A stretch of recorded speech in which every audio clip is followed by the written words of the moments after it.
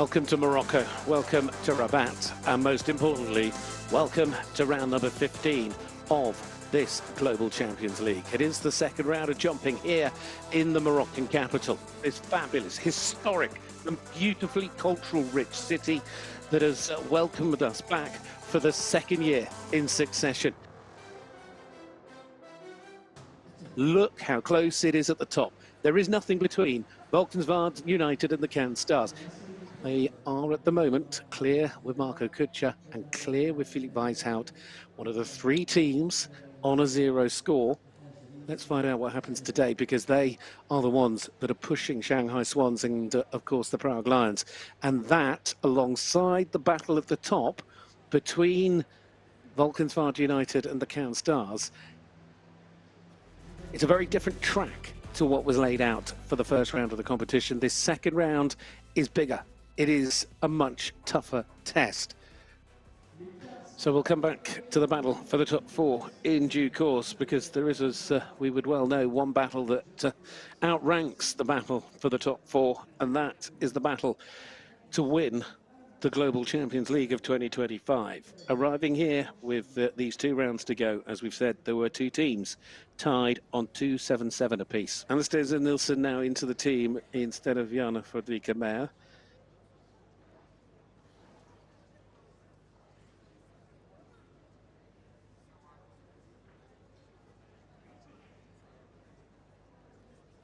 For the score, so they've given up 4 more. Anastasia Nilsson there, the young Monegasque rider, very happy with the way Action Man has jumped, I think.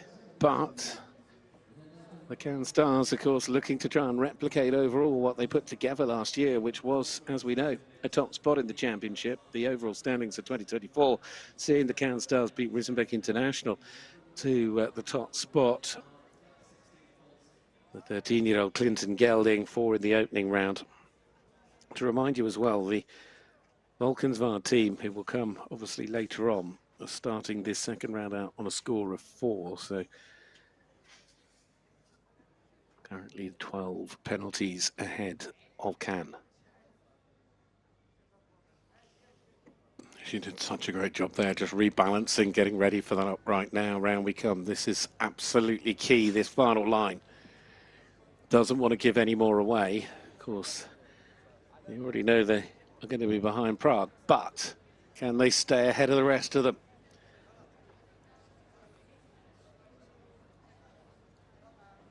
Oh, quite brilliant. When it was needed. Standing up and being counted, Natalie Dean once more does that on crescendo. MBZ 74.47 on the clock for her personally, and that the American rider for the Cannes Stars, powered by Iron Dames. So the top 2, and know they're going to be the top 2, really.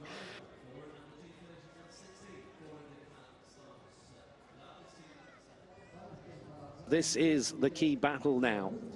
And I think there is a cautionary tale in what we've just seen from New York as to how easy things can flip in the Global Champions League. Because despite the difficulties the Cannes Stars may have come under pressure from the opening round, they are done and in the clubhouse on a total of 16. Valkenswaard United, who tie level at the top of the standings with them on a score of 277, are next. Unchanged in terms of rider and horses for this round. Final line, still clear.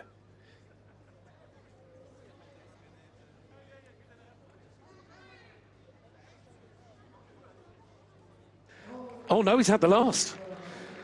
Well, gives up 4 and it drops them back to 8, but it's still for the moment an 8 penalty lead over their title rivals.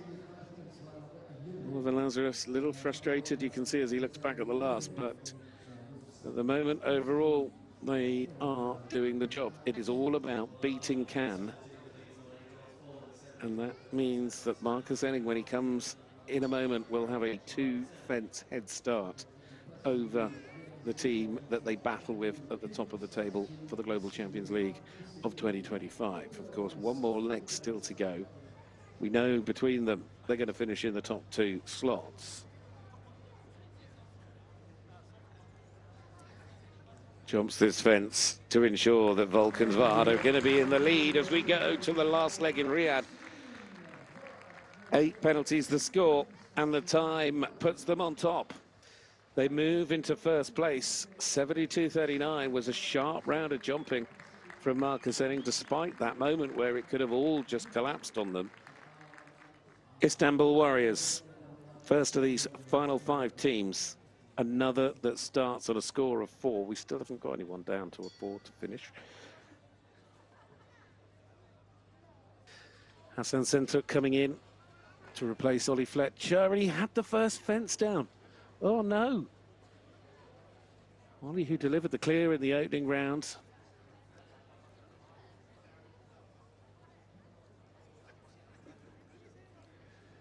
Well, he's kept it to the 4, which is at least keeping them in the hunt for the top spot. He's going to need to be clear and get around this course in under 70 seconds. Is Simon Deleste, if they're going to, I think, keep themselves ahead of Valkenswaard?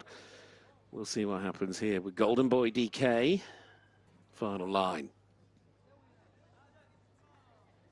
It's got about 10 seconds.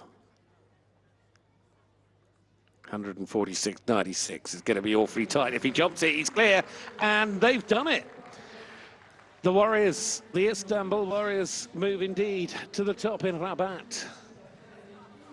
Powered by Carpe Diem Equestrian Team, Simon Deleste has done what he needed to with a superb performance on Golden Boy DK.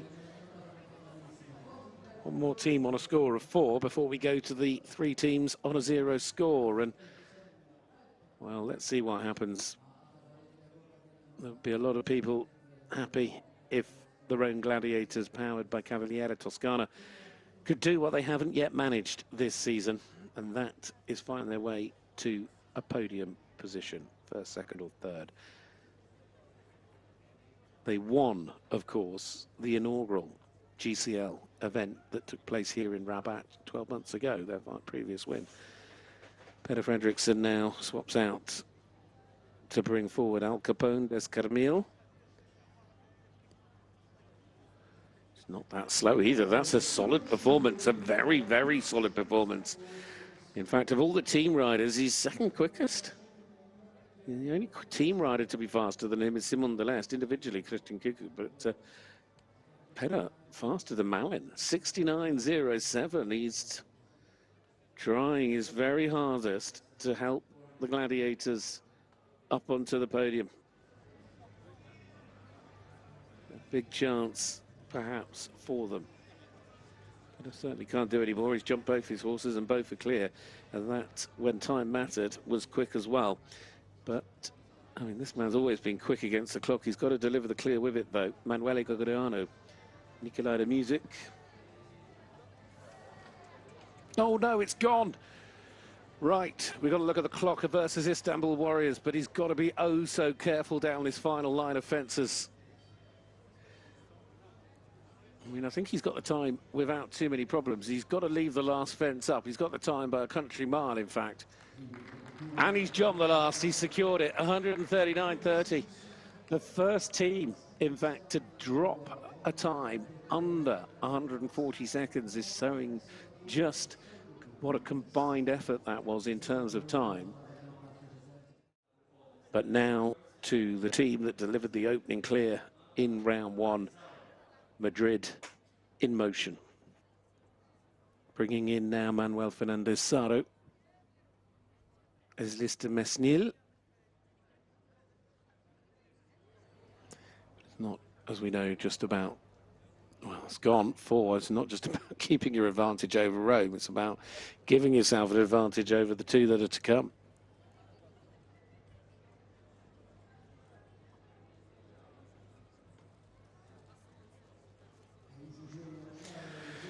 So they hold the advantage still for the moment. Madrid in motion. Aslis de Mesnil and Manuel Fernandez Saro then on the 4. 74.75. It's not the quickest in terms of times either. So that, well. Edu. Eduardo Alvarez Asnoir, and legend. Edu, of course, last year here left Rabat Oh no, he's had a fence as well, and that has helped Rome perhaps. Could it be? Oh, this could be. And Rome are guaranteed a podium, which will actually mean it's a full house. We'll come back to that in a moment, because over the line he does indeed get the team home on a 4 penalty score, but it's 8 obviously for the team, both having 4. Now, that's good news at the top.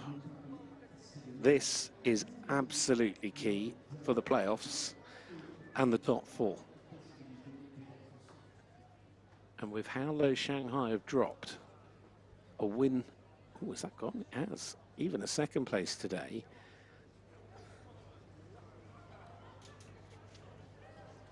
Prague Lions, the other team in the mix for the top 4 on a total of 12. Oh my, what's happened? Well, all this talk of an advantage to Riesenbeck, and suddenly a circle before, and this could be difficult. He's on the 8. Time penalties coming up as well. How costly could this be? Wow, what a sudden twist that was. Christian Kukuk can't believe it. Pulling his hat down over his eyes, he really is struck in shock as to what just happened to Marco Kutscher, because whatever be the outcome over this season, but once you're out of the top 3, the points gaps aren't as big, so you can't shuffle in the way that they could, and the advantage was there for them, but unfortunately it's not gone their way. Now, of course, this is Philipp Weishout and Oreo DR.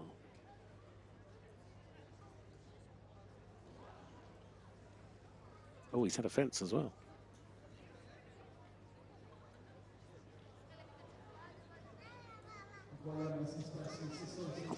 Well, on a day where it was there for Riesenbeck to take a massive helping of points over their top 4 rivals. So who is going to win today in the Global Champions League in Rabat? Will it be, as it currently could be? We'll know a lot in a moment. Of course, they are on a 0 score. Rome on an 8. If they can finish clear or 4, time is not relevant. But if they do finish on 8, time will be key. And they've already given away 4. And I say time will be key because there are 5 teams on an 8 penalty score.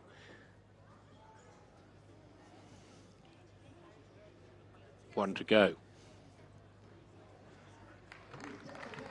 He's given away half the advantage. It's over to the young man now, but Philippe Rosier keeping the team, the Tropez Pirates, in the mix for the win here in Rabat in the Global Champions League. It's coming down to the last to go. Of course, he was second in New Jersey in the Global Grand Prix. The LGCT Grand Prix, got a golden ticket.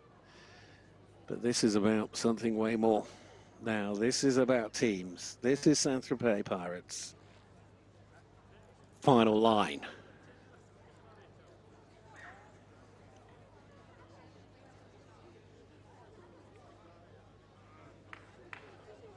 One to jump to win it for the Tropez Pirates in Rabat. They do indeed.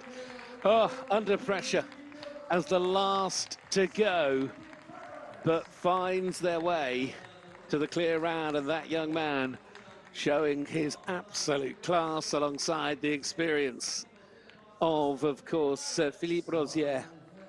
But it is the Tropez Pirates that have taken to the top spot once again. Here's the final result. Well done indeed to those 3 teams. To the Tropez Pirates, to the Rome Gladiators, and to the Istanbul Warriors. The 1, 2, 3 in Rabat. Only one team on the 4 at the end. Rome second, Istanbul third. Great news for Valkenswaard. Look at the gap they put on the count. Starts down in 9th. Thibaut, you're riding with a legend here, but there were some legends in the warm-up arena. Peder Fredriksson was one, who were glowing with praise as to the delivery in that round. How proud does that make you feel when legends are talking at such a young age of your performances? Yeah, I'm just very happy to have a good singer horse at the moment. Since I was young, I looked up to many riders, also to Philip. He's Olympic champion, and I mean, there's so many good riders, and it's nice to compete against them, and it's even better to win now. Well, there we have it. Look, I did say there'd be a change. Prague jump up ahead of Shanghai. The 6-point lead, of course, goes to Valkenswaard at the top and the Cannes Stars. That's still not decided by any stretch of the imagination. But nor is the top 5 in terms of 3rd, 4th and 5th, because the Prague Lions, the Shanghai Swans and the Riesenbeck international team are really in the mix. And that is going to go down to Riyadh. And for the second time in 2025, they find their way once more to the top step as they did in Cannes. It is the Tropez Pirates, Philippe Rosier and Thibaut Philippart. But it was all in the end about one team. They led from the round 1 right the way to the top of the podium in round number 2. Well done, Philippe Rosier, to Thibaut Philippart, the winners of the Global Champions League for the GCL of Rabat. It is indeed the Tropez Pirates. Until the next time, we'll be back in Riyadh.